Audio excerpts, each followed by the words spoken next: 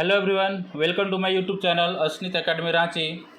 मैं हूं नितेश कुमार यादव और आज के इस वीडियो में हम बात करने वाले हैं शिक्षा में असमानता के बारे में।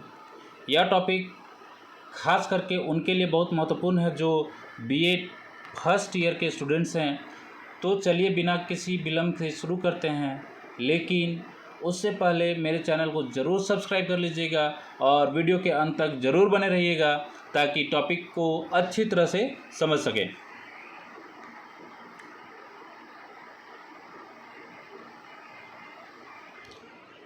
इस टॉपिक में आज हम लोग कवर करने वाले हैं शिक्षा में असमानता क्या है, शिक्षा में असमानता क्या है, इसके कारण क्या क्या हैं तथा इसे दूर करने के उपाय क्या क्या हैं और भारत सरकार द्वारा उठाए गए कदम क्या क्या हैं। इन सब चीज़ों को जब हम लोग पढ़ेंगे तो ये सारा टॉपिक क्लियर हो जाएगा, है ना।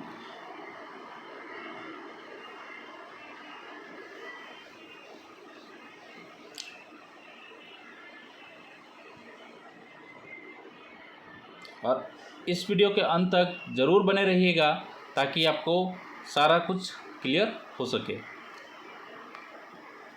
शिक्षा में असमानता शिक्षा के सार्वभौमिकरण में एक समस्या के रूप में, है ना। शिक्षा में जो असमानता है एक तरह का खुद का एक प्रॉब्लम है ये, है ना। तो यहाँ पे हम लोग शिक्षा के बारे में बात कर रहे हैं। तो शिक्षा का जो सार्वभौमिकरण का लक्ष्य रखा गया था तो उसे न प्राप्त करने का रीज़न क्या क्या है ना, उसके बारे में हम लोग डिस्कस करेंगे। सबसे पहले शिक्षा में असमानता है क्या, उसके बारे में हम लोग समझ लेते हैं। शिक्षा में असमानता से तात्पर्य शैक्षिक संसाधनों यानी कि जितने भी रिसोर्सेस हैं वो सारे स्कूल को इक्वली डिस्ट्रीब्यूट नहीं किए जाते हैं, किसी न किसी कारणवश से कहीं पे ज़्यादा कहीं पे कम, इसलिए वहाँ पे संसाधनों में असमानता पाई जाती है। अवसरों तथा परिणामों का असमान वितरण। अब जैसे कि होता क्या है कि बच्चे हैं तो सारे बच्चे को इक्वल अवसर नहीं मिलते हैं, सबको बराबर नहीं मिलते हैं, किसी को ज़्यादा मिलते हैं, किसी को कम मिलते हैं या किसी को मिलते भी नहीं है ना। तो ये क्या है, एक गंभीर समस्या है जो व्यक्तियों के भविष्य तथा देश की प्रगति को सीधे तौर पर प्रभावित करती है ना। जिसके कारण आज हम समाज में पिछड़े वर्गों को गुणवत्तापूर्ण शिक्षा नहीं दे पा रहे। अब पिछड़े वर्ग कौन कौन से हैं तो इसमें अब ध्यान रखिएगा कि आदिवासी जनजाति जो है वो पिछड़े वर्ग में आता है ना। बहुत ही पिछड़ा वर्ग दलित लोग हैं जो आर्थिक तंगी से गुजर रहा है, जिनके पास खाने के लिए पैसा नहीं है, तो शिक्षा के लिए कहाँ से खर्च कर पाएंगे। तो और इसका परिणाम यह मिल रहा है कि हम शिक्षा के सार्वभौमिकरण के लक्ष्य को प्राप्त करने में असफल हो रहे हैं। और जब तक सारे के सारे बच्चे स्कूल तक नहीं पहुँचेंगे तो हम लोग उसे साक्षर कैसे बनाएंगे। तो जब तक साक्षर नहीं बनाएंगे तब तक सार्वभौमिकरण का लक्ष्य हासिल नहीं होने वाला है। हम यह भी जानते हैं कि शिक्षा के बिना किसी भी व्यक्ति, समाज तथा राष्ट्र का विकास संभव नहीं है। विदाउट एजुकेशन हम कुछ नहीं कर सकते हैं। न हमें चिंतन शक्ति प्राप्त होगी, न हम किसी टॉपिक के बारे में ज़्यादा सोच सकते हैं, न सही गलत का पता लगा पाएंगे और न ही समाज का विकास कर पाएंगे और न ही राष्ट्र का विकास कर पाएंगे। ये सब शिक्षा के बिना मुमकिन नहीं है ना।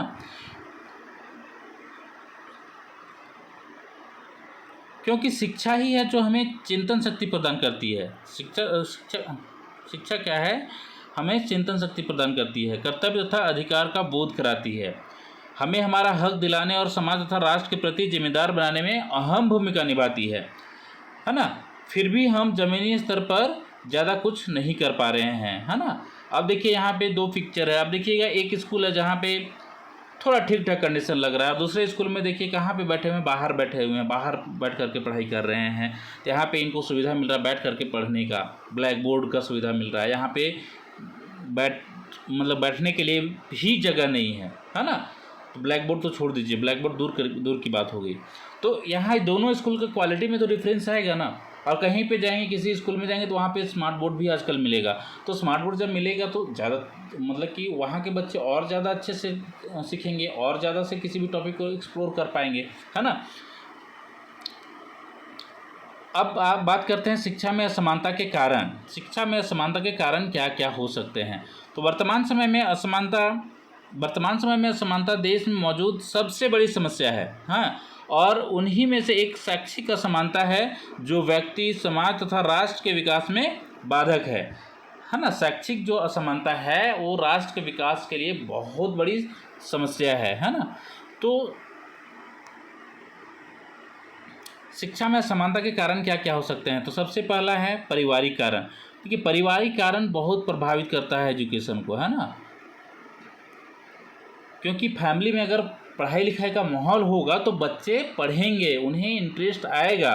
लेकिन अगर पढ़ाई लिखाई का माहौल नहीं है तो बच्चे नहीं पढ़ेंगे, उन्हें इंटरेस्ट बिल्कुल भी नहीं आएगा। उसके बाद है सामाजिक आर्थिक पृष्ठभूमि। अब दूसरी बात है कि यहाँ पे समाज कैसा है, समाज की स्थिति कैसा है, उसकी पृष्ठभूमि कैसी है, वहाँ पे लोगों को कैसे ट्रीट किया जाता है, कहीं ऐसा ना हो कि भेदभाव किया जा रहा हो। लेकिन यह हकीकत है कि आज सामाजिक भेदभाव है ना। लोगों को ऊंची नीची जातियों के अनुसार देखते हैं, है ना, अमीरों गरीबों के अनुसार देखते हैं, है ना, जेंडर गैप भी देखने को मिलता है। उसके बाद है भेदभाव और बहिष्करण।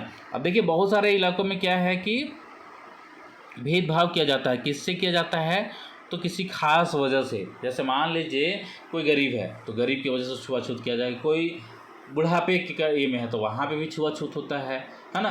कोई किसी के मतलब कि रहन सहन अलग है, उसका धर्म अलग है, उसकी जाति अलग है ना, तो इसके बेसिस पर भेदभाव होता है। और सॉरी, कहीं कहीं क्या होता है उसे बहिष्कृत भी कर दिया जाता है कि नहीं आप इस कैटेगरी के हैं इसलिए आप इस स्कूल में नहीं पढ़ सकते हैं, आप विकलांग हैं इसलिए सार्वजनिक स्थान पर आप नहीं जा सकते हैं, है ना।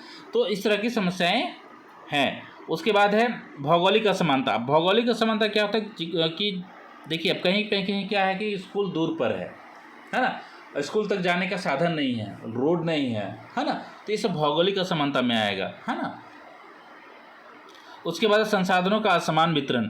अब देखिए मान लीजिए अगर आपको गुणवत्ता में सुधार करना है, क्वालिटी एजुकेशन प्रोवाइड करना है, तो सारे स्कूलों में सारी सुविधाएं होनी चाहिए, सारे बच्चों को सारी सुविधाएं मिलनी चाहिए। ऐसा नहीं हो कि 10 बच्चों को सारी सुविधा मिल रहा है और 5 बच्चों को सुविधाएं नहीं दी जा रही, सिर्फ इसलिए कि वो दूसरी जाति से है या दूसरे धर्म से है या अमीर है या गरीब है ना। इसके बेसिस पर उसको रिसोर्सेज प्रोवाइड नहीं किए जा रहे हैं, तो वहाँ पे क्या होगा, असमानता होगा। जो बच्चा होगा क्या करेगा, अलग थलग पड़ जाएगा। उसके बाद है गुणवत्ता में भिन्नता।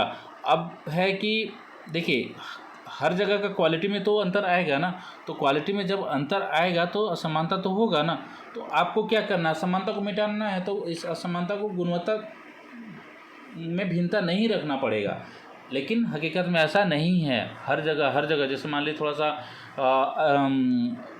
अर्बन एरिया में चला जाइए तो वहाँ स्कूलों की स्थिति रूरल एरिया की अपेक्षा काफ़ी अच्छी है। उसके बाद डिजिटल विभाजन। अब मान लीजिए जैसे कि डिजिटल संसाधन लोगों के पास नहीं है तो लोग जानकारी इकट्ठा करने में समस्याओं का सामना करेंगे। अब मान लीजिए ए नाम का कोई बच्चा है, उसकी स्थिति अच्छी नहीं है लेकिन वो पढ़ना चाहता है, वो घर से बाहर भी नहीं जा सकता है, तो पढ़ाई कैसे करेगा, है ना। आजकल डिजिटल युग में ऑनलाइन क्लासेस चलते हैं। किसी भी पसंदीदा कोचिंग पसंदीदा कॉलेज के क्लास हम कर सकते हैं। लेकिन उसके लिए मेरे पास क्या होना चाहिए, रिसोर्सेज होना चाहिए, मेरे पास लैपटॉप होना चाहिए या मोबाइल होना चाहिए, टैब होना चाहिए, ताकि हम उसको एक्सेस कर सकें, उसका फ़ायदा उठा सकते हैं। इंटरनेट होना चाहिए, लेकिन बहुत सारे क्षेत्रों में अभी भी इंटरनेट की सुविधा नहीं है, वहाँ लोग बाहर नहीं जा पाते हैं और जिससे वो अच्छी शिक्षा से वंचित रह जाते हैं। तो आइए हम लोग एक एक करके डिस्कस करेंगे उसके बारे में डिटेल्स। सबसे पहले बात करते हैं पारिवारिक वातावरण की, ये कैसे प्रभावित करती है। अब देखिए शिक्षा के अवसर में असमानता उत्पन्न होने के प्रमुख कारण घर का वातावरण होता है ना। घर का जो इन्वायरमेंट होता है मुख्य भूमिका निभाता है, क्योंकि कई परिवार अपने बच्चों खासकर लड़कियों को समान रूप से शिक्षा प्रदान करने में सक्षम नहीं होते हैं या किसी कारण पढ़ाना ही नहीं चाहते, जिससे शिक्षा में असमानता उत्पन्न होती है। होता क्या है, रूरल एरिया में खास करके चले जाइए, वहाँ पे अगर एक लड़का एक लड़की है किसी फैमिली में, तो लड़के को अच्छी शिक्षा देने की कोशिश करेंगे लड़के को, और लड़की को अच्छी शिक्षा देनी नहीं है, उसकी तो शादी कर देनी है, चूल्हा चौका ही करना है, तो क्या करेंगे पढ़ा करके। तो वहाँ पे अलग अलग तरह के सिचुएशन क्रिएट होते हैं। या सिर्फ लड़की की वजह से बाहर नहीं भेज सकते हैं, या सिर्फ लड़की की वजह से पढ़ाना नहीं चाहते हैं, या सिर्फ लड़की की वजह से लड़कों से कमज़ोर समझते हैं, कुछ भी रीज़न हो सकता है ना। तो जिसके कारण वहाँ पे भेदभाव किया जाता है और जो शिक्षा में असमानता पैदा कर रहा है। इस पर एक अध्ययन किया गया था जिसमें करुणा चांदना ने पाया था कि पितृसत्तात्मक परिवार यानी कि जहाँ पे फादर मेन रोल में होते हैं वह समाज तथा स्त्रियों की निम्न परिस्थिति है ना, इन तीनों के कारण स्त्रियों को शिक्षा के पर्याप्त अवसर नहीं मिल पाए हैं, है ना। अब पितृसत्तात्मक है तो वहाँ पे उस कारण से भी नहीं मिल पाया। समाज की सोच अलग है, वो लड़कियों को पढ़ाने नहीं देना चाहते हैं तो वहाँ अलग। और बहुत सारी जगह में क्या है, जो महिलाएं हैं बहुत निम्न स्तर पर रह रहे हैं, है ना, अपने पैरों पर खड़े नहीं हैं। तो ये सब कारण से स्त्रियों को शिक्षा के पर्याप्त अवसर नहीं मिल पाए हैं, जिससे उनमें पुरुषों की तुलना में शिक्षा का प्रसार कम हुआ। आया समझ। चलिए बात करते हैं नेक्स्ट सामाजिक आर्थिक पृष्ठभूमि की। तो अब देखिए शिक्षा में बहुत बड़ा रोल किसका होता है, उसकी सामाजिक पृष्ठभूमि कैसी है या उसकी आर्थिक पृष्ठभूमि कैसी है।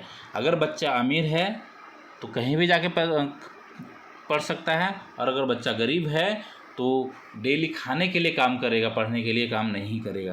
तो बच्चों को गुणवत्तापूर्ण शिक्षा प्राप्त करने में उनकी सामाजिक आर्थिक पृष्ठभूमि का अत्यधिक प्रभाव पड़ता है, क्योंकि गरीब परिवारों के बच्चों को अक्सर पढ़ाई के साथ साथ काम भी करना पड़ता है तथा उनके घर में पढ़ने के लिए उचित वातावरण भी नहीं होते हैं, है ना। बहुत सारा रीजन एक साथ आ जाता है, खाने के लिए रहने के लिए पैसा, मतलब कि उतनी सिचुएशन अच्छी नहीं है जितनी होनी चाहिए, अपनी ज़रूरत की चीज़ें पूरा नहीं कर पा रहा है, तो उस स्थिति में क्या करता है कि वो काम करने चला जाता है और 2 पैसा कमा करके लाता है, जिससे उसका घर चलता है। तो ऐसी स्थिति में वो नहीं पढ़ पाएगा, उसके घर का एनवायरनमेंट सही नहीं है तो नहीं पढ़ पाएगा।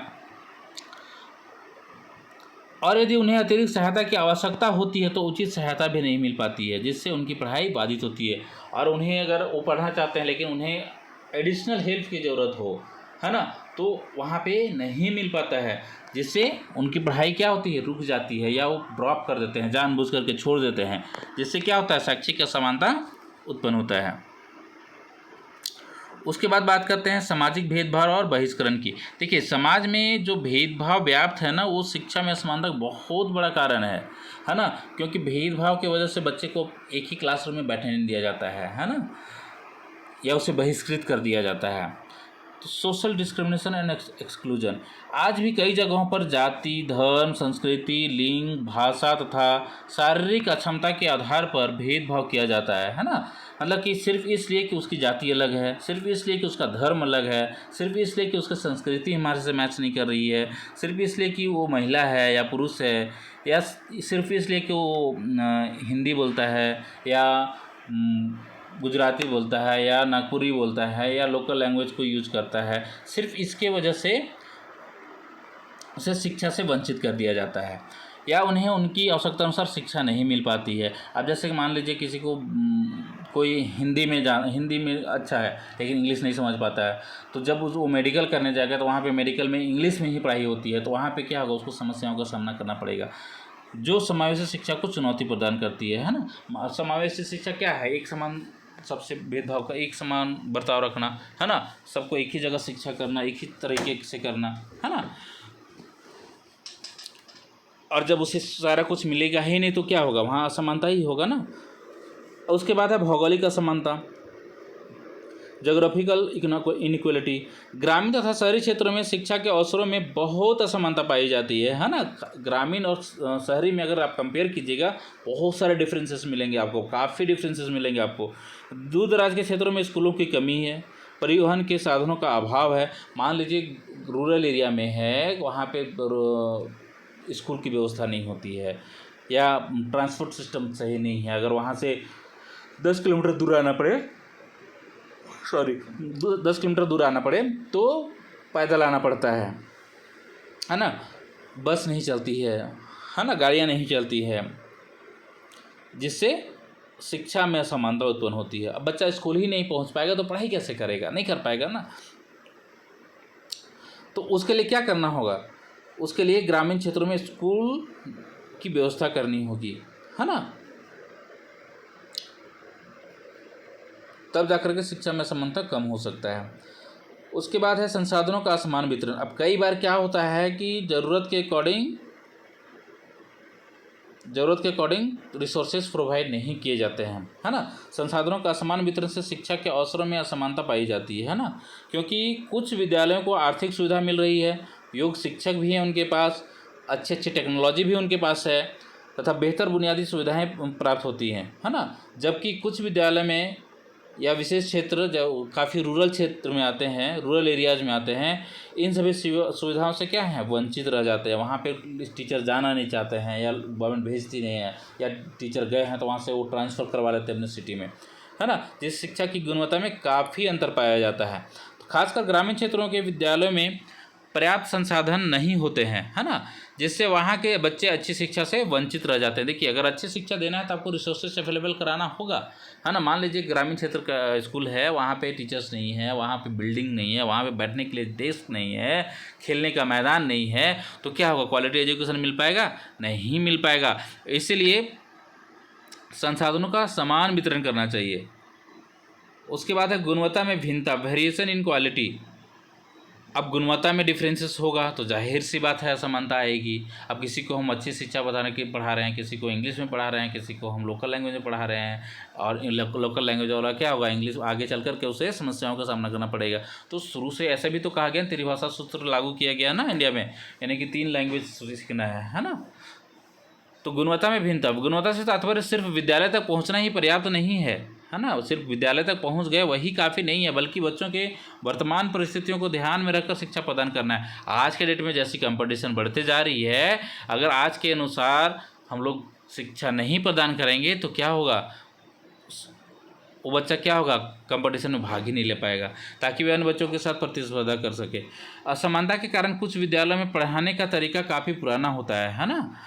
पाठ्यक्रम प्रासंगिक नहीं होता, यानी कि आज के अकॉर्डिंग पाठ्यक्रम नहीं है, बच्चों के अकॉर्डिंग पाठ्यक्रम नहीं है, शिक्षक प्रशिक्षित नहीं है, यानी ट्रेन टीचर्स नहीं है, जिसका परिणाम यह होता है कि यहाँ के छात्र उन छात्रों की बराबरी नहीं कर पाते हैं जिन्होंने उच्च गुणवत्ता वाली शिक्षा प्राप्त की है, जो समानता का कारण बनता है ना। आई होप आप लोग को समझ में आ रहा होगा। उसके बाद डिजिटल विभाजन। वर्तमान समय में तकनीकी शिक्षा एक अभिन्न अंग बन गई है ना। तकनीकी शिक्षा जो है वो अभिन्न अंग है, मेन मुख्य पार्ट्स है। लेकिन डिजिटल उपकरणों तथा इंटरनेट तक पहुंच में असमानता ने विभाजन पैदा कर दिया है। खासकर जिन बच्चों के पास डिजिटल संसाधन नहीं है, वे ऑनलाइन शिक्षा से वंचित रह जाते हैं, जिससे उनका समग्र विकास प्रभावित होता है। मान लीजिए डिजिटल संसाधन नहीं है तो आप दूर दराज का इन्फॉर्मेशन ले पाएंगे? नहीं ले पाएंगे, है ना। आप मन पसंदीदा टीचर से पढ़ पाएंगे? नहीं पढ़ पाएंगे, ऑनलाइन क्लासेस ही नहीं कर पाएंगे, है ना। इसलिए डिजिटल विभाजन नहीं होना चाहिए। शिक्षा में अब आते हैं, शिक्षा में असमानता को दूर करने के उपाय, है। इसको कैसे दूर किया जा सकता है? तो शिक्षा में व्याप्त असमानता को दूर करने के लिए निम्न उपाय किए जा सकते हैं, है ना। नंबर 1 है संसाधनों का न्यायसंगत या समान वितरण करना। जितने भी रिसोर्सेस आपके पास हैं, तो आपके अंडर जितने भी स्कूल्स हैं, सारे को इक्वल रिसोर्सेज प्रोवाइड करना, तभी जाकर क्वालिटी डेवलपमेंट हो सकता है। सभी विद्यालयों, खासकर ग्रामीण क्षेत्र के विद्यालयों में बुनियादी ढांचे, योग्य शिक्षकों, किताबों तथा तकनीकी सुविधाओं को बेहतर बनाना होगा, तब भी शिक्षा में असमानता को दूर किया जा सकता है ना। जब तक तकनीकी सुविधाएं बेहतर नहीं होंगी, तब तक हम लोग अच्छी गुणवत्ता वाली शिक्षा प्राप्त नहीं कर पाएंगे। शिक्षा की गुणवत्ता में सुधार, इम्प्रूविंग क्वालिटी ऑफ एजुकेशन। अब मान लीजिए जो भी क्वालिटी है हमारे पास अभी, अगर उसमें कुछ कमियां हैं तो उसे दूर करना होगा ना। अगर दूर नहीं करेंगे तो आगे की पीढ़ी को कैसे मिलेगा क्वालिटी एजुकेशन? नहीं मिल पाएगा ना, या गलत मिलेगा, क्वालिटी एजुकेशन नहीं मिलेगा तो क्या होगा, वहाँ पे समस्याओं का सामना करना पड़ेगा उसे। अगर शैक्षिक असमानता को दूर करना है तो शिक्षा की गुणवत्ता में सुधार करना होगा, और इसके लिए पाठ्यक्रम, शिक्षण विधियों तथा मूल्यांकन प्रणाली में सुधार करना होगा, तभी शैक्षिक असमानताओं को कम किया जा सकता है। उसके बाद है नंबर 3, भौगोलिक असमानता को कम करना। यानी कि जब तक हम भौगोलिक असमानता को कम नहीं करेंगे, तब तक बच्चे स्कूल तक पहुंच नहीं पाएंगे। जहाँ पे स्कूल नहीं है वहाँ पे स्कूल बना सकते हैं। दूर दराज में स्कूल है, जाने का साधन नहीं है तो जाने का साधन प्रोवाइड करा सकते हैं, है ना। अगर हम चाहते हैं कि विद्यालयों में छात्रों की संख्या में वृद्धि हो, तो बच्चों को विद्यालय तक पहुँचने के लिए सुविधाएँ प्रदान करना होगा, या घर से नज़दीक विद्यालय की स्थापना करनी होगी, है ना। दो कंडीशन है, या तो घर के आसपास आप विद्यालय खोल लीजिए या आने जाने का साधन आप प्रोवाइड कीजिए। भौगोलिक समस्या को कम करना होगा, तभी बच्चे विद्यालय तक पहुंच सकेंगे। अब मान लीजिए एक स्कूल है कोई गांव का बगल में और बीच में नदी आती है या पुल बना हुआ है और वहाँ पे नदी या पुल नहीं है, तो बच्चे कैसे जाएंगे? नहीं जाएंगे ना।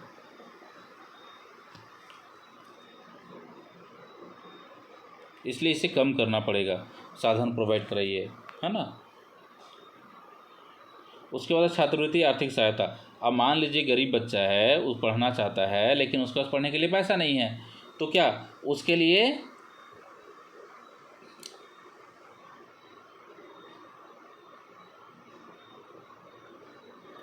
वो क्या करते हैं? दैनिक मजदूरी करने लगते हैं। जब दैनिक मजदूरी करेंगे तो क्या होगा? क्वालिटी एजुकेशन मिलेगा? उसको एजुकेशन ही नहीं मिल पाएगा। इसलिए सरकार गरीब तथा पिछड़े वर्ग के बच्चों को छात्रवृत्ति, निःशुल्क शिक्षा तथा अन्य वित्तीय सहायता सुनिश्चित करना होगा, है ना। जब तक सरकार सबको आर्थिक स्थिति, आर्थिक मदद नहीं करेगी, तब तक बच्चा नहीं पढ़ पाएगा, है ना। इसलिए देखते होंगे कि स्कॉलरशिप, अलग अलग प्रकार का स्कॉलरशिप हैं, बच्चों को दिया जाता है ना, ताकि वो अपनी पढ़ाई जारी रख सकें। उसके बाद है नेक्स्ट है प्रारंभिक बाल शिक्षा पर जोर, emphasise on early childhood education. देख लीजिए, मान लीजिए आप प्राइमरी लेवल पर, प्रारंभिक लेवल पर शिक्षा को अच्छा नहीं बनाएंगे तो आप अपर लेवल पर कैसे एक्सपेक्ट कर सकते हैं कि वो अच्छा है ना। इसलिए आपको प्रारंभिक शिक्षा पर ही जोर देना पड़ेगा। प्रारंभिक शिक्षा बच्चा पढ़ेगा तो आगे ऑटोमेटिक उसका इंटरेस्ट जगता चला जाएगा और आगे पढ़ाई नहीं छोड़ेगा। ज़्यादातर चांसेस है कि पढ़ाई नहीं छोड़ेगा। अगर शिक्षा को बढ़ावा देना है तो बच्चों की नींव मजबूत करना होगा और इसके लिए प्रारंभिक बाल शिक्षा पर विशेष ध्यान देना होगा, तभी जाकर बच्चों में शिक्षा के प्रति रुचि आएगी, है ना। जब जानेगा तब ना रुचि आएगा, जब जानेगा ही नहीं तो रुचि कहाँ से आएगा। उसके बाद है पिछड़े वर्गों के लिए विशेष कार्यक्रम। जो भी पर्सन पिछड़े हुए हैं, है ना, तो उनके लिए स्पेशल प्रोग्राम का आयोजन किया जाए जिससे वो जागरूक हो सकें, है ना। Special programme for backward class. शिक्षा दर को बढ़ाने के लिए यह आवश्यक है कि इस देश के हर बच्चे तक इसकी पहुंच सुनिश्चित हो, है ना, तभी शैक्षिक असमानता को दूर किया जा सकता है। इसके लिए कम प्रतिनिधित्व वाले समूहों के लिए विशेष कार्यक्रम तथा पाठ्यक्रम तैयार करना आवश्यक होगा। उसके बाद है शिक्षक प्रशिक्षण, टीचर ट्रेनिंग। अब देखिए, अब बात करते हैं क्वालिटी एजुकेशन की। तो क्वालिटी एजुकेशन कौन प्रोवाइड कर सकता है? जिसके पास खुद क्वालिटी होगी। तो क्वालिटी किसके पास होगी? जो ट्रेंड होगा उसके पास क्वालिटी आएगा। जो ट्रेंड नहीं होगा, पढ़ाने का तरीका ही नहीं पता, तो क्या पढ़ाएगा, है ना। तो बच्चों को गुणवत्तापूर्ण शिक्षा प्रदान करने के लिए शिक्षकों को प्रशिक्षित करना होगा और उन्हें आधुनिक शिक्षण विधियों तथा समावेशी शिक्षा के लिए भी प्रशिक्षित करना होगा, है ना। तभी जा कर के बच्चों को क्वालिटी एजुकेशन मिल सकता है। उसके बाद है जागरूकता तथा सामाजिक परिवर्तन। जब तक लोगों को हम जागरूक नहीं करेंगे तब तक लोग शिक्षा प्राप्त नहीं करेंगे। उन्हें पता ही नहीं शिक्षा क्या होगा, तो प्राप्त कैसे करेंगे भाई? उसके लिए पता होना चाहिए ना। शैक्षिक असमानता को दूर करना है तो शिक्षा के महत्व के बारे में जागरूकता बढ़ाना तथा सामाजिक भेदभाव को खत्म करना पड़ेगा। अब जागरूकता के साथ साथ जो सोशल डिस्क्रिमिनेशन है उसे कम करना होगा, है, तभी जा कर के आप अच्छी शिक्षा प्रोवाइड करा सकते हैं। अब बात करते हैं शैक्षिक असमानता को दूर करने के लिए सरकार द्वारा किए गए प्रयास। ये तो हम लोग पढ़ेंगे क्या करना चाहिए क्या नहीं करना चाहिए, लेकिन स्वतंत्रता प्राप्ति के पश्चात, मतलब जब भारत देश आज़ाद हुआ उसके बाद क्या क्या योजनाएं बनाई गई, क्या क्या कानून बनाया गया, क्या क्या लागू किए, है ना, वो सब यहाँ पे देखेंगे, है ना। स्वतंत्रता प्राप्ति के पश्चात शिक्षा को विकास तथा आधुनिकीकरण के मार्ग में मुख्य सहायक माना गया है ना। जब तक हम शिक्षित नहीं होंगे तब तक हम देश का विकास नहीं कर सकते। और शिक्षा के व्यापक प्रसार तथा शैक्षिक असमानता को दूर करने के लिए काफ़ी प्रयास किए गए, जिसे निम्न बिंदुओं के माध्यम से समझ सकते हैं। नंबर वन है स्वतंत्रता प्राप्ति के पश्चात 1950 में जब भारतीय संविधान को अपनाया गया, है ना, उसी समय निःशुल्क, अनिवार्य एवं सार्वभौमिक शिक्षा की व्यवस्था की गई। जिस समय भारतीय संविधान को लागू किया गया था, उसी समय ये ठान लिया गया था कि शिक्षा का सार्वभौमिकरण करना है, बच्चे को निःशुल्क शिक्षा प्रदान करना है ना। इसमें कहा गया था कि राज्य इस संविधान के लागू किए जाने के समय से 10 वर्ष के अंदर सभी बच्चों के लिए, जब तक वे 14 वर्ष की आयु पूर्ण नहीं कर लेते, निःशुल्क एवं अनिवार्य शिक्षा प्रदान करने का प्रावधान करेगा। सारी जिम्मेदारी किसे दी गई? राज्य सरकार को दी गई, है ना। उसके बाद है संविधान के 86वें संशोधन अधिनियम 2002 के द्वारा अनुच्छेद 21 क जोड़कर शिक्षा को मौलिक अधिकार के रूप में शामिल किया गया और 6 से 14 वर्ष तक के सभी बच्चों के लिए निःशुल्क तथा अनिवार्य शिक्षा का प्रावधान किया गया, है ना। जो सरकारी स्कूल में पढ़ रहे हैं उन्हें निःशुल्क शिक्षा दी जा रही है, निःशुल्क पढ़ाई कराई जा रही है। और इसके लिए क्या है, 25% सीटें जो है प्राइवेट स्कूल में भी रिजर्व हैं, है ना। प्राइवेट स्कूल में भी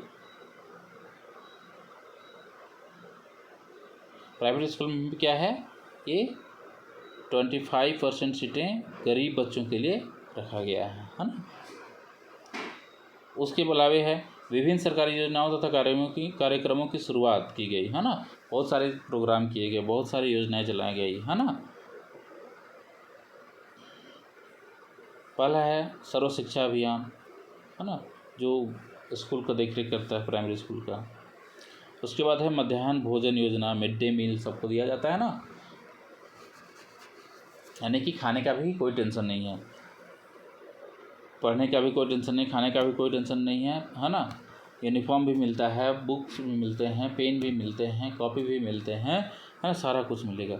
उसके बाद है महिला समाख्या योजना। देखिए महिला समाख्या योजना जो है 1989 में लाया गया था, जिसका मेन उद्देश्य था जो महिलाएं हैं, जो दबे हुए महिलाएं हैं, जो पिछड़ी हुए महिलाएं हैं, उनको साक्षर बनाना, है ना, और जागरूक करना, है ना। उसके बाद है कस्तूरबा गांधी विद्यालय बालिका विद्यालय, यानी कस्तूरबा गांधी बालिका विद्यालय, केंद्रीय विद्यालय, नवोदय विद्यालय, एकलव्य विद्यालय की स्थापना। अब देखिए जो प्रखंड पिछड़ा हुआ था, जो प्रखंड काफ़ी पिछड़ा हुआ था, वहाँ पे लड़कियों की शिक्षा भी काफ़ी पिछड़ी हुई थी, इसलिए कस्तूरबा गांधी बालिका आवासीय विद्यालय का निर्माण किया गया, है ना, निर्माण किया गया।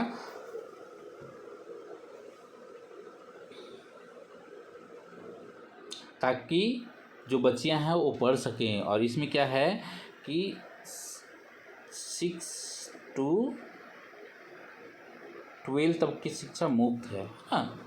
तो जो बच्चियां नहीं पढ़ पाते हैं किसी कारणवश, वो आराम से कस्तूरबा गांधी बालिका विद्यालय में पढ़ सकती हैं। उसके बाद है केंद्रीय विद्यालय संगठन, नवोदय विद्यालय, एकलव्य विद्यालय। एकलव्य विद्यालय भी जनजातियों के लिए है ना।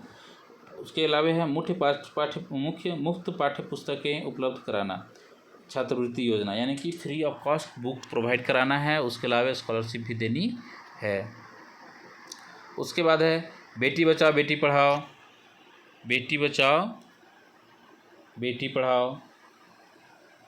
पहले क्या होता था, भ्रूण हत्या का केस ज़्यादा आ रहा था, इसलिए सरकार ने एक इनिशिएटिव लिया जिसमें बेटी बचाओ बेटी पढ़ाओ किया, ताकि बेटियां आत्मनिर्भर बन सकें और जन्म लेने से पहले ही ना उन्हें मारा जाए। तो उसके बाद है राष्ट्रीय मूलभूत साक्षरता और संख्या ज्ञान मिशन, यानी कि निपुण, national initiative for proficiency in reading with understanding and numeracy, है ना। ये योजना जो है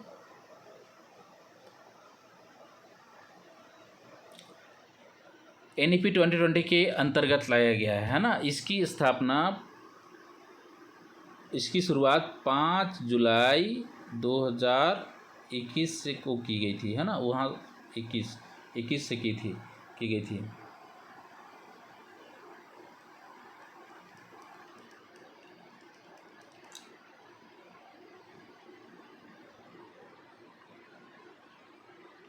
इक्कीस, है ना, 2021 को की थी। 5 जुलाई 2021 को शुरुआत किया गया था। इसका मेन उद्देश्य जो था कि 2026-27 तक जितने भी बच्चे हैं जो क्लास 3 के अंत में हैं या अंत पढ़ाई कर रहे हैं, तो क्लास 3 के अंत तक सारे बच्चे को FLN, है ना, FLN यानी कि फाउंडेशनल लिटरेसी एंड न्यूमरेसी का ज्ञान होना चाहिए, यानी कि बेसिक नॉलेज जो है, बेसिक जो है पढ़ने के लिए जो जानकारी चाहिए, पढ़ना है ना, उसका ज्ञान होना चाहिए, है ना। और बेसिक गणित का ज्ञान होना चाहिए, न्यूमरेसी मतलब बेसिक कैलकुलेशन का ज्ञान होना चाहिए, ताकि वो बच्चे पढ़ाई में इंटरेस्ट लें और आगे भी पढ़ सकें। उसके बाद है प्रधानमंत्री उच्चतर शिक्षा अभियान, PM उषा, प्रधानमंत्री उच्चतर शिक्षा अभियान, है ना। ये हायर स्टडीज़ को देखती है ना, हायर स्टडीज यानी कि यूनिवर्सिटीज़ कौन से यूनिवर्सिटीज़ आएंगे इसके अंतर्गत, तो स्टेट यूनिवर्सिटीज़ आते हैं, है ना, स्टेट यूनिवर्सिटीज़ आएंगे। एंड स्टेट यूनिवर्सिटीज़ के अंदर जितने भी कॉन्स्टिट्यूएंट कॉलेजेस हैं, है ना, उनकी क्वालिटी, उनकी गुणवत्ता की जांच करना, है ना, ये काम है इसका। ये पहले रूसा के नाम से था, है ना, रूसा 2013, हाँ 2013, यानी कि ये क्या था, राष्ट्रीय उच्चतर शिक्षा अभियान था, जो अब क्या हो गया है, प्रधानमंत्री उच्चतर शिक्षा अभियान, है ना। उसके बाद बात करते हैं राष्ट्रीय शिक्षा संशोधन नीति 1992। देखिए राष्ट्रीय शिक्षा नीति भी आया था, वो 1986 में लाया गया था, है ना, 1986 में लाया गया था, एनपीई लाया गया था, लेकिन उसमें कुछ खामियां थी, जो कुछ और उसमें ऐड करना था, होना चाहिए था, इसलिए उसे क्या किया गया, 1992 में संशोधन किया गया, उस नीति में, है ना, संशोधन किया गया। और तब से शैक्षिक रूप से पिछड़े अल्पसंख्यकों के शैक्षिक विकास के लिए गहन क्षेत्रीय और मदरसा आधुनिकीकरण कार्यक्रम चलाया जा रहा है ना, यानी कि जो पिछड़े हुए हैं, अल्पसंख्यक हों या दलित हों, उनके लिए अभियान चलाया जा रहा है। साथ ही इनके विकास के लिए मौलाना आज़ाद फाउंडेशन, है ना, और राष्ट्रीय अल्पसंख्यक वित्त विकास निगम के माध्यम से धन आवंटन किया जा रहा है, यानी जितने भी अल्पसंख्यक हैं ये उनके लिए है, ठीक है। उसके बाद है विभिन्न स्तरों पर आरक्षण के माध्यम से शिक्षण संस्थानों में प्रवेश को सुनिश्चित किया गया, जिससे कमज़ोर वर्गों को भी शिक्षा के समान अवसर प्राप्त हो सके, है ना। इस प्रकार हम कह सकते हैं कि वर्तमान भारत में शैक्षिक असमानता को दूर करने के लिए कई प्रयास किए गए हैं, परंतु अभी भी यह शिक्षा के सार्वभौमिकरण की राह में बाधक बनी हुई। देखिए इसमें बहुत सारे उपाय किए गए हैं या किए जा रहे हैं और भविष्य में भी किए जाते रहेंगे, लेकिन शिक्षा में जो असमानता है ना, वो बहुत व्यापक स्तर पर फैला हुआ है ना, तो ये समस्याएं उत्पन्न कर रही हैं अभी भी, है ना।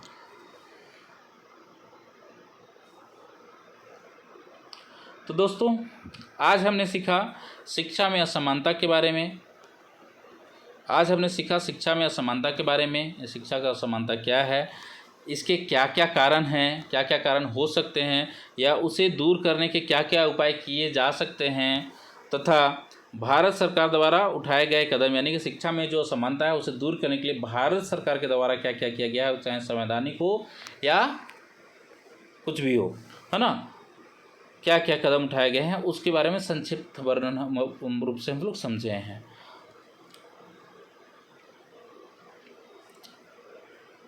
है ना। इंग्लिश वालों के लिए PDF प्रोवाइड कर देंगे, PDF टेलीग्राम चैनल में मिल जाएगा हमारा, वहाँ से आप लोग ले लीजिएगा, देख लीजिएगा, ठीक है। उसके बारे में भी पूरा है, आप देख लीजिएगा। Causes of inequality in education, family environment, socio economic, हम लोग डिस्कस किए हैं इसमें, तो इसलिए देख लीजिएगा एक बार, ठीक है। अगर आप हमारे टेलीग्राम चैनल से नहीं जुड़े हैं तो अवश्य जुड़ जाइएगा, है ना, अवश्य जुड़ जाइएगा, वहाँ पे आपको सारा मटेरियल मिल जाएगा।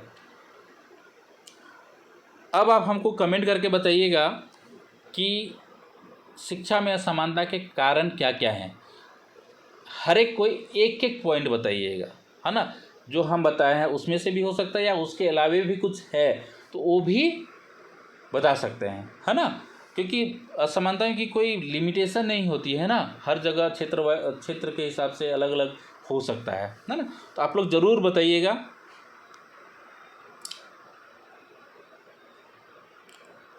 और हमारे चैनल से ज़रूर, हमारे जो चैनल है टेलीग्राम चैनल, वो ज़रूर जुड़िएगा। इस लिंक में क्लिक कीजिएगा, आप डायरेक्टली हमारे चैनल से जुड़ सकते हैं। और अगर ये वीडियो अच्छा लगा हो तो लाइक करना नहीं भूलना है, कमेंट करना नहीं भूलना है, शेयर करना नहीं भूलना है, और सब्सक्राइब करना तो बिल्कुल भी नहीं भूलना है ना। सब्सक्राइब कर लीजिएगा ताकि आपको नोटिफिकेशन मिल सके, हमारा वीडियो मिल सके आपको, है ना। चलिए, thank you so much once again. मिलते हैं फिर नेक्स्ट वीडियो में। धन्यवाद।